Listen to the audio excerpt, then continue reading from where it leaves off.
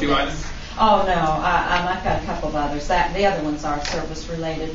I'm also getting some calls from some citizens or in the middle of conversations where they have noticed the city code enforcement officer sitting out in front of their house, and there just seems to be this fear of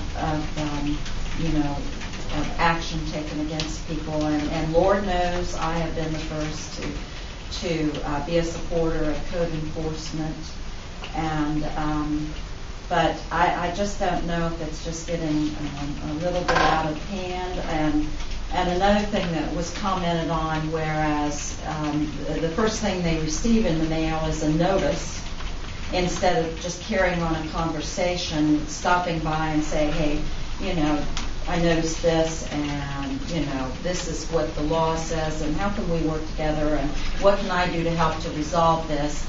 More of a just let's slap a notice on it, drive them into court, and let the judge do something, and then they'll do something about it. I would like to, because one citizen said in the council meeting that really hit home to me, and I've been aware of it because I've asked about my concern about the foreclosed properties, how many of our citizens are going through struggle right now with loss of jobs, they're losing their homes, or they may be, the threat of it, and what we can do to work with the citizens and work through this with them and get them to the right help and help with their properties.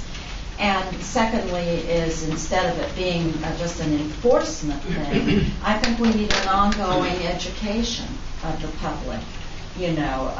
That some people might not have an understanding how you take care of your property could impact the property values of your neighbors and their peace of mind, and we should be all working together. So I don't think it's just enforcement. We need education, and we could I don't know, maybe have an article in the Whitehall News every once in a while. Hey, did you know that we're having a problem with this? The service director says we can do this, and, this is how we can resolve it, or this is really why we're doing something. And I would even go for some kind of a citizen task force to work on this issue and make sure that we're communicating with our citizens, and as I say, not just making it as a penalty, but how can we educate everyone and work together as a community to improve it. No, receiving a notice is not a penalty. It gives them the time that there's a deficiency in their property, then it gives them time to correct it before any kind of other action is taken. That's all a notice does. Yeah. I would like to make a comment. And I understand that, what you're saying. but first of all, and when okay, slap them with the notice, but do you let them know that if you need help, you can go here, or there, and get some help for it? What are we doing to help them instead of just saying do it, to heck with the cost, and everything? So yeah, you can comment on that, Mr. Ogden. Yeah, because I'm kind of curious, as when you were in our office talking to PJ and I about specific issues last week, you never thought to bring this up at that time when you had us right there to ask questions about our procedure. It's beyond me. Why would you bring it up at a public meeting when you didn't bring it up in private and you had an opportunity to get to the people? You were talking to people that were closely involved in the situation. Now, in terms of the code enforcement officer sitting in front of a property, maybe you're not aware of it, but he has a laptop which is tied into our system as well as the Franklin County system. If we go to a property and he sees a violation, he'll get on that laptop, type in, and get that information, so we know whether or not there's already been a notice given to that property. So as far as staking out a property, Lord knows he doesn't have time to stake out the property. And also, in terms of notices, we started the notices years ago. We got the idea from the city of Reynoldsburg, and we pretty much took their form and we adopted it to our use. Point being this: if you understand, we gave out 3,275 notices last year.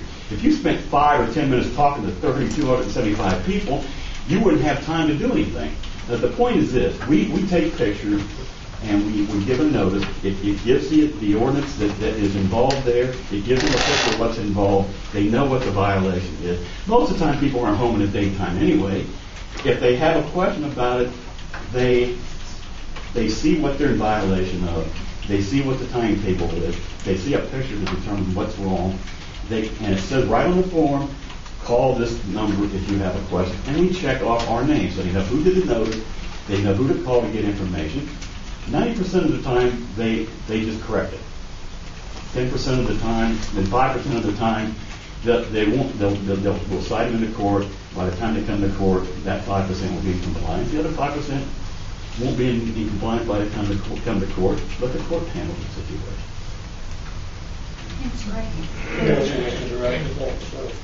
Well, I'm sorry. I just think that we should be educating the public. That's what it is. And I think you are. Exactly. slap them with a notice, and That is exactly educating. and not educating them where they can get help. You just slap them with the notice, and it's your problem if Well, you we do have in to the do spring this. guide, Jackie. We give them all kinds of opportunities to bring stuff once a year. I mean, Well, I I think don't there's know a how much more problem. we could do except go and do it for them. I think there's a problem when people are afraid. There's something wrong with the system when people are Exactly afraid, right. and that's what I'm hearing. Well, I handed out a whole packet of pamphlets and resources for aid and help 2-3 months ago. Handed them out to you? Yes. In fact, you gave one to Mr. Dixon, and that's how we should operate. What? Help each other. Well, I'm just bringing it up because it was brought up to me, and that's what I do. And I don't think that when somebody calls about something like this to look into it, that they have to be yelled at. And I mean, that goes back would to you give us some the specifics? customer I am not going to have service. my department to fame without specifics. See, here he goes. I have 3 very well trained, courteous This is people. what One of which people- is an employee of the year. This is people An employee that- of the year. Come on now, you're not going to accuse my department because apparently what you're doing. No, you yelled at me when I You're called not going them. to accuse my department of my Well, staff. now we're getting into specifics. It's not people that called her. She was the one on the phone. No, it's just an Very nice. example. It's just an example. Listen, this is what our customers are. You know, it's always generality. When they People call. do this. They do this. You know how many times I have people, they're putting a roof on, or they're building a garage or something without a permit. We stop them. They say, Like our businesses. well, I called the city. They say I didn't get a permit. Well, who'd you talk to? Some woman.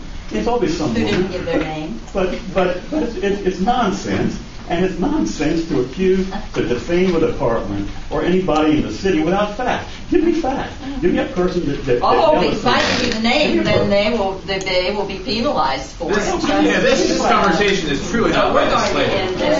It's an administrative It's totally issue. distasteful for me. And I feel our service department does an outstanding job. There's going to be people that are not necessarily going to agree with any citation that they receive, or maybe that they haven't received.